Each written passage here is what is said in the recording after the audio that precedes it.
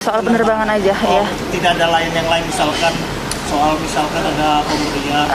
Enggak, penerbangan aja. Penerbangan. Iya. Oke, itu waktu itu kemana ya penerbangan?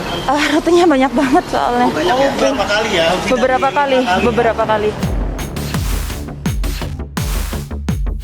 Sahabat Kompas.com, Komisi Pemberantasan Korupsi atau KPK tengah mendalami laporan Masyarakat Anti Korupsi Indonesia atau MAKI yang menyebutkan bahwa Lukas NMB kerap melakukan perjalanan menggunakan jet pribadi.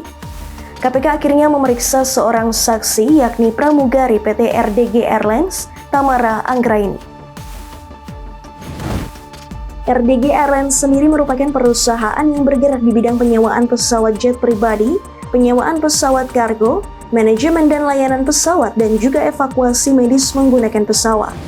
Namun belum diketahui sejauh mana kaitan PT RDG Airlines dalam kasus yang melibatkan Lukas.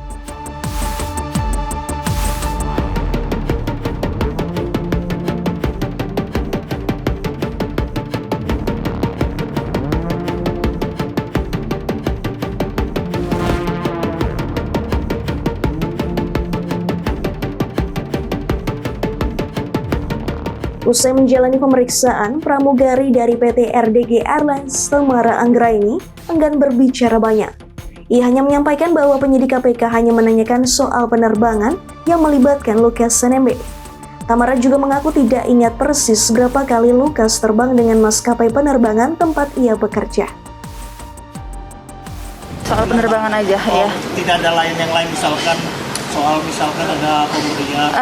Enggak, penerbangan aja. Penerbangan. Iya. Oke, itu waktu itu kemana ya penerbangan? Rutenya banyak banget soalnya. Berapa kali ya? Beberapa kali.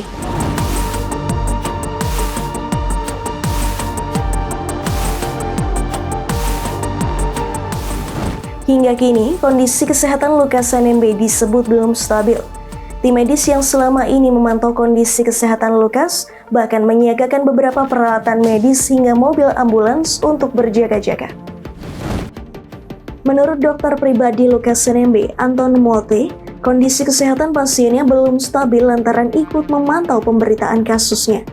Hal ini pun berdampak pada psikologis Lukas NMB dan akhirnya mempengaruhi tensi.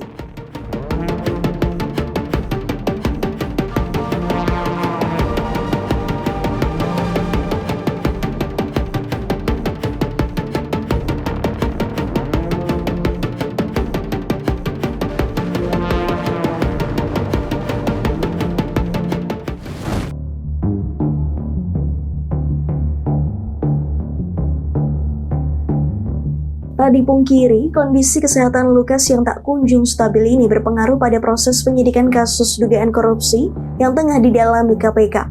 Oleh karena itu, saat ini KPK tengah mempertimbangkan dua opsi.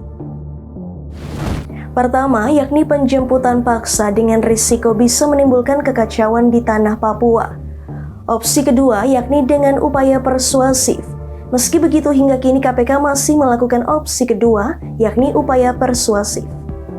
Kami masih terus melakukan pendekatan secara persuasif ya supaya yang bersangkutan itu kooperatif ya. Kita tetap akan menghargai yang kesehatan yang bersangkutan akan menjadi perhatian. Tetap itu kita sampaikan baik lewat penasihat hukumnya maupun lewat Kapolda dan Pangdam kemarin ya, supaya dilakukan pendekatan secara persuasif. Karena apa? Kami melihat ya, dan tentu kami juga harus melakukan kalkulasi tentang risiko yang mungkin timbul ya kalau misalnya nih ada pengambilan secara paksa.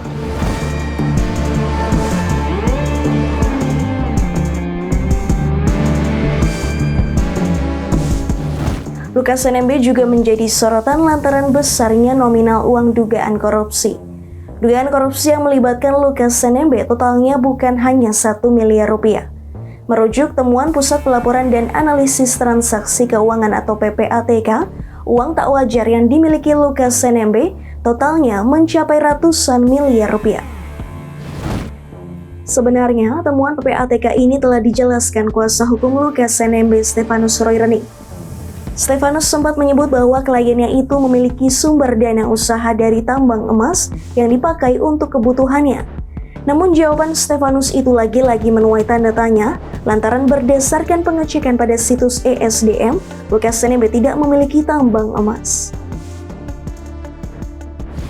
Tidak ada izin apapun yang berkaitan dengan tambang emas ataupun tambang apapun di Mamit Tolikara. Artinya secara hukum itu tidak ada tambang. Nah, bagaimana itu diklaim sebagai sebuah penghasilan yang menjadikan Pak Lukas NMB kaya raya? Tambangnya aja secara hukum tidak ada. Apalagi kalau katanya masih diurus dokumennya, itu berarti tidak menghasilkan apapun selama ini atau belum menghasilkan serupiah pun. Jadi kalau toh Pak Lukas NMB kaya raya itu dapat dipastikan secara hukum asalnya bukan dari tambang emas di kampungnya atau di Tolikara. Demikian news update, simak informasi terupdate lainnya hanya di kompas.com, Jernih Melihat Dunia.